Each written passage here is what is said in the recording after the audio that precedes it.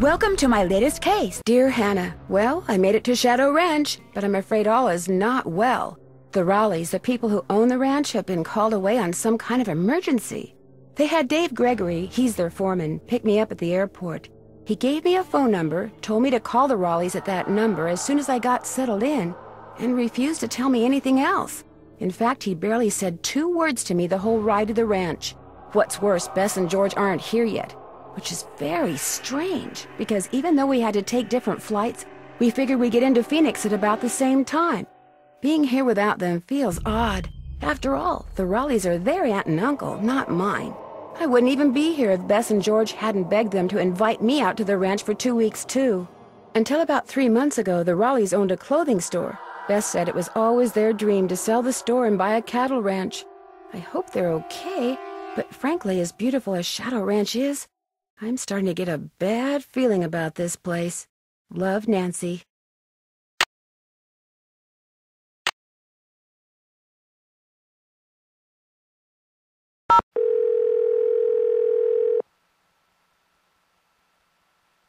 Hello? Hello, Mrs. Raleigh. It's Nancy Drew. Nancy! Are you at the ranch? Yes, and I'm a little concerned that you're not. Is everything all right? Oh, everything's fine. I mean, it is now. It wasn't last night, of course. Everything would have been fine last night if you hadn't made such a fuss. How could I not make a fuss? There was a rattlesnake in our bedroom, for Pete's sake. Don't tell me you're at the hospital. Yes, we are. Although I'm only here because Ed's here. He's the patient.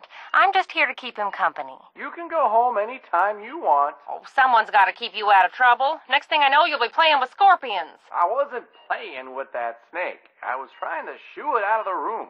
I told Ed to leave it alone and let one of the hands get it out of there, but no, Ed started poking at it with my yardstick, and all of a sudden it leapt up and bit him. How bad? Well, his arm swelled up something awful, and he was feeling pretty poorly by the time we finally got him here. I was fine. She's exaggerating. Oh, Ed, you wish. Anyway, dear, he's doing much better today, and the doctors think he'll be well enough to go home in a day or so. I'm well enough to go home right now. No, you're not. If I don't stay here with him, he'll get up and walk right out that door. No, I won't.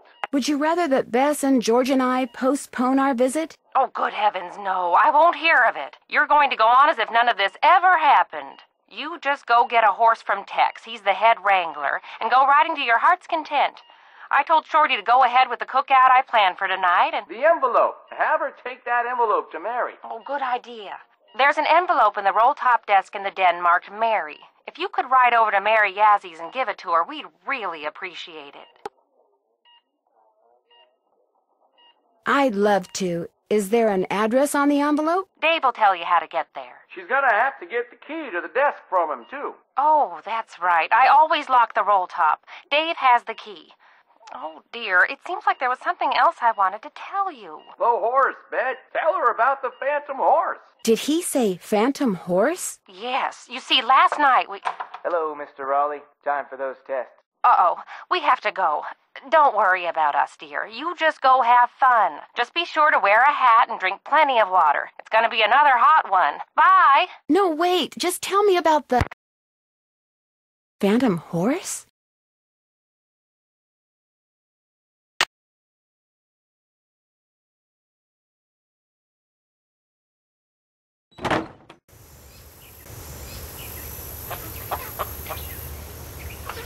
You talked to the Raleighs?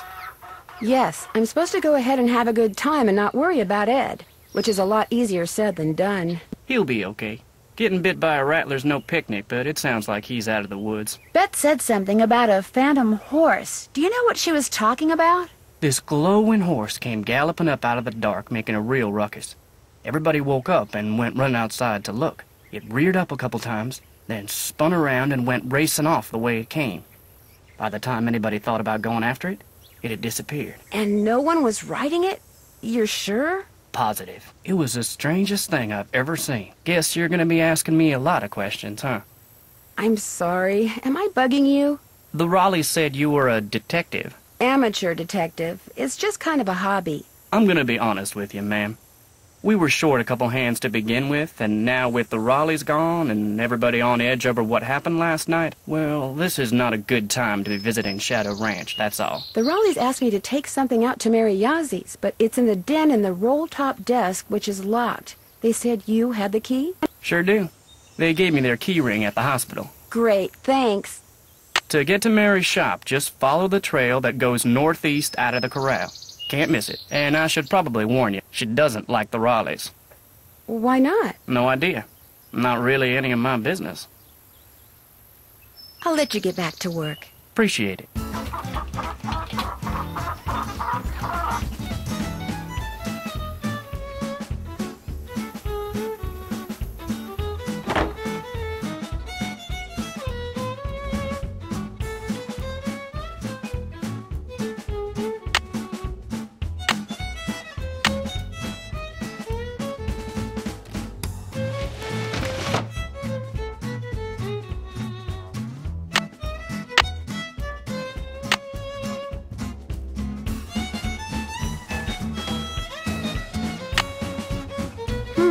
The Raleighs sold a trunk full of junk to Mary Yazzie. Sounds like this Jane Nash person has it out for the Raleighs.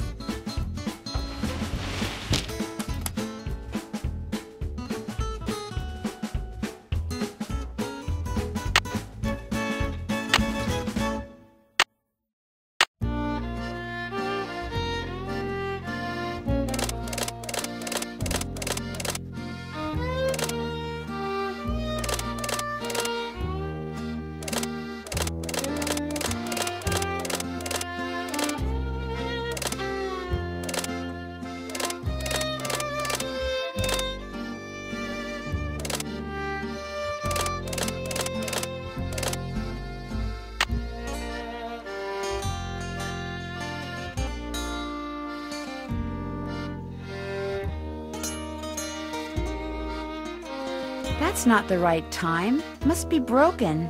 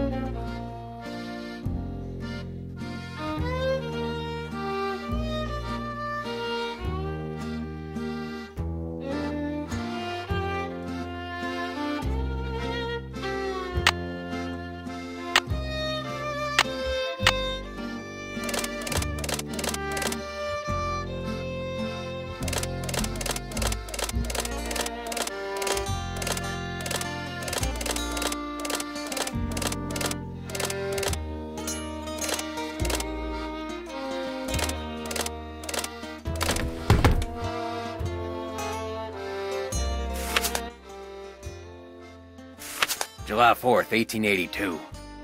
Got sworn in as sheriff. It was the 4th, so it's like all them celebrations was for me, which of course they weren't. Francis thought up a song and played it on the piano for me. I forget how it went, but it was purty. I'm lucky to have her for a daughter. Hereford Shoup come by with a plant he brung from New York, which he calls Harrison's Yellow. Looked right dead to me, but Francis planted it out back and give it some water, and already it looks to be on the mend. She's 17 and can read and write good and knows her numbers. Hereford's thinking to marry her, but I said she ain't of that mind yet. March 30th, 1883. Frances has got eyes for a young man named Dirk. She says he's from Prescott. Cappy says when she plays the piano, this Dirk makes everyone be quiet so he can hear her good. I ain't never seen her smile like she smiles now. I told her to bring him to the ranch for dinner, but she says he won't come because he's too shy. I wonder if that is the truth. April 16th, 1883. Got a letter from the sheriff over in Phoenix about this Dirk Valentine, who's wanted for robbing 2 banks in a stagecoach. The picture with the letter looked just like Dirk, who Frances is sweet on. When I showed her the picture, she got tearful and run off. Now, Dirk is gone, and she won't say nothing about where he went. August 2nd, 1883. Dirk Valentine is robbing banks and coaches and trains all over the territory. Frances says he never ever shoots his gun and only steals from people that already got plenty of money. But that ain't true, because some of them trains he robbed was carrying money, meant to pay miners their hard-earned wages. He is nothing but a no-good, greedy outlaw. But Frances gets real mad when I say that. I fear she is still sweet on him, that she sees him when she knows I am busy, and gets letters from him which she hides from me. September 9th, 1883. Got hold of a note Frances sent to Dirk and saw where they was going to meet. So I got a posse and we caught Dirk, and now he's in jail. The judge is coming next week, and I hear he is a hanging judge, so Dirk most likely ain't long for this world. Frances won't say nothing to me no more and says she never will again. September 13th, 1883. Dirk sent a secret letter to Frances, which Mason got hold of and give to me. I locked it up so she won't ever read it.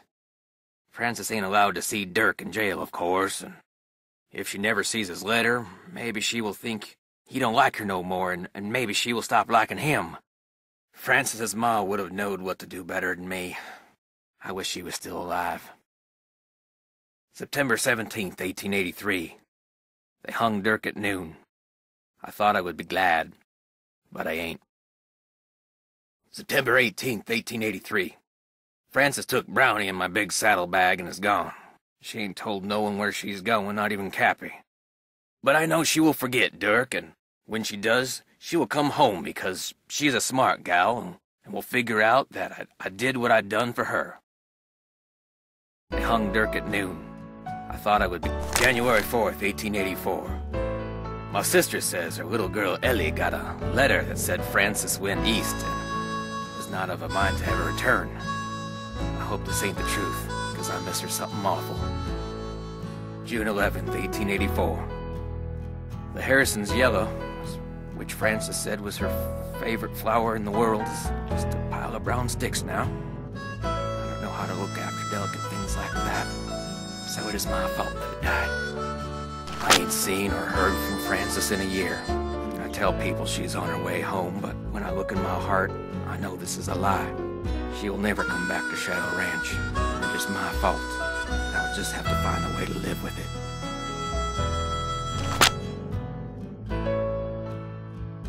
This doesn't look like it was ever opened.